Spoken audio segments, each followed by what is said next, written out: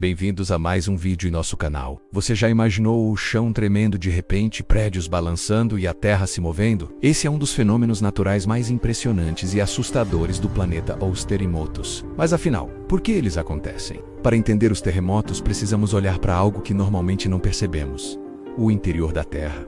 Nosso planeta não é uma esfera sólida parada. A Terra possui várias camadas. A camada onde vivemos se chama crosta terrestre, que é relativamente fina quando comparada ao tamanho do planeta. E ela não é uma peça única. Ela está dividida em enormes blocos chamados placas tectônicas. Essas placas são verdadeiramente gigantescas.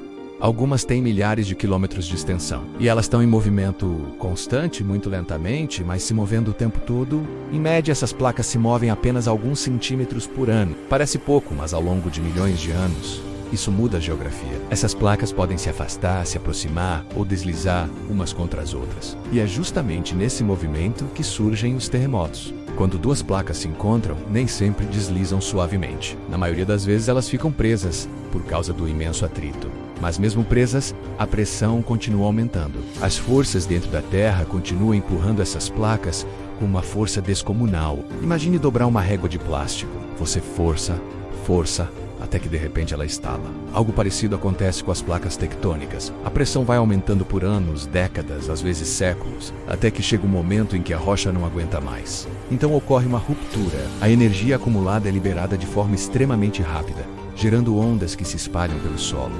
Essas ondas fazem o chão vibrar.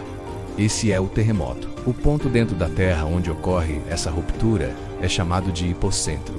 Já o ponto na superfície diretamente acima dele é chamado de epicentro. Normalmente é perto do epicentro que os tremores são mais intensos. Mas as ondas sísmicas podem viajar por centenas ou até milhares de quilômetros, afetando áreas muito distantes da origem. Existem diferentes tipos de ondas. Algumas atravessam o interior da Terra, outras se propagam pela superfície, causando os movimentos que sentimos. Às vezes são tremores rápidos, outras vezes podem ser movimentos mais longos e ondulantes. Nem todos os terremotos são fortes. Na verdade, a maioria dos terremotos é muito pequena. Eles acontecem o tempo todo, mas muitos são tão fracos que ninguém percebe. Para medir a intensidade, os cientistas usam instrumentos chamados sismógrafos. Esses aparelhos registram as vibrações do solo em tempo real. A intensidade é medida pela escala de magnitude, como a Richter. Um terremoto magnitude 3 é fraco, mas acima de 7 causa destruição.